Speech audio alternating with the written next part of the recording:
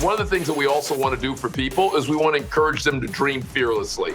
But we don't just want them to dream, we want to give them tools to think about how they do that. So will you tell that story about that pivotal moment in your life? After the real world, I realized that's not a career. And so I was like, oh, I'm broke. I ain't got no money. And so I was like, I got to go use this degree and start making money. And so I started working in social services. And, you know, it was a great opportunity. It helped me sharpen my skills of communication, being empathetic, you know, working with foster kids, homeless youth for 12, almost 10 years. And then, to be honest with you, my youngest son was writing a paper about 5 years ago when he was still in high school about living your dreams. What was his dreams? And he came to me after school and after I got to work and said, Dad, being a social worker, is that your dream?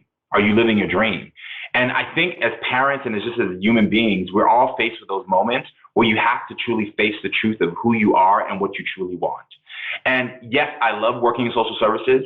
It made me so happy to see people help, but it was my dream. Growing up, I was always dreaming of being in television. And that's the reason I ran for government and was, you know, on the homecoming court, because I liked being seen. And when he presented me with that, I knew in that moment I could either say yes and basically telling a lie, or I could say no.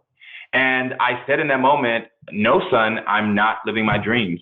And, you know, just like a child who, you know, just being honest, was like, why aren't you? And I was like, because I got to feed your ass. That's why I'm not living my dreams. But as I went into the, you know, into my room that night, it swirled in my mind of like, why aren't you? What are you afraid of? What do you think is going to happen? Do you know, what are the fears that you have and how can we conquer those?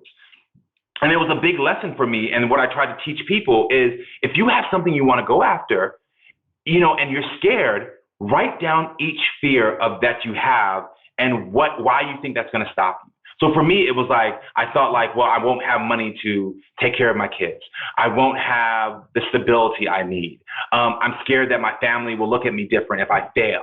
I'm scared. And so I then tackled the solution for each one of those fears so that I could find the courage within myself to go after it. The That Mailbox Came Out of Nowhere policy from American Family Insurance.